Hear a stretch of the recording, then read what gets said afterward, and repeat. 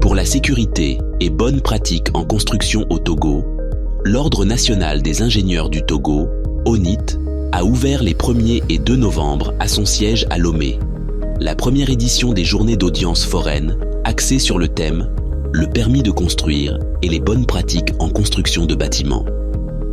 Oui, c'était important que nous puissions avoir ces 2 journées-là pour rencontrer les acteurs nationaux du domaine de la construction, en l'occurrence les ingénieurs eux-mêmes, spécialistes de la chose, mais aussi les confrères architectes, et les communautés ou bien les collectivités locales, territoriales, mais aussi la population pour échanger.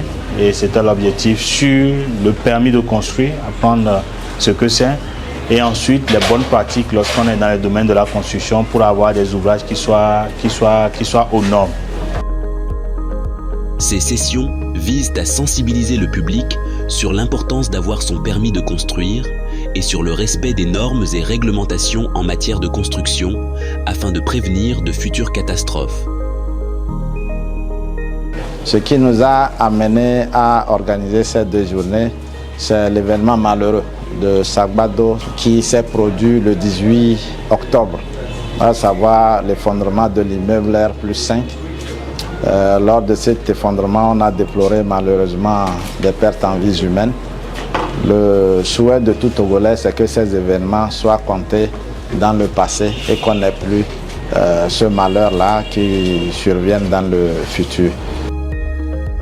Ont pris part à ces 2 jours d'échange divers acteurs du bâtiment, notamment des ingénieurs, architectes, représentants des sapeurs-pompiers, collectivités territoriales, ainsi que des membres de la communauté locale.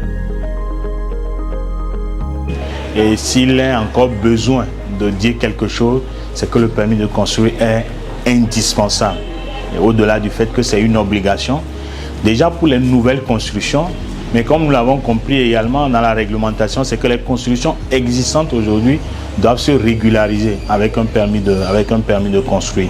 Et donc les termes de la loi sont clairs.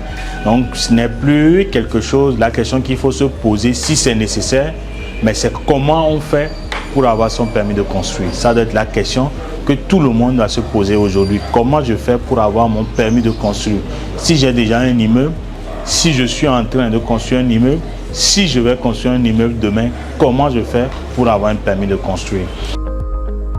Le non-respect des règles en vigueur pour l'obtention d'un permis de construire expose à des risques considérables. Il y a plusieurs dangers. Il peut y avoir l'effondrement du bâtiment qui, au moment de la construction, qui n'a pas reçu le permis de construire, on n'a pas respecté les procédures et les règles de construction. Il peut y avoir de l'inondation compte tenu du site de l'édifice.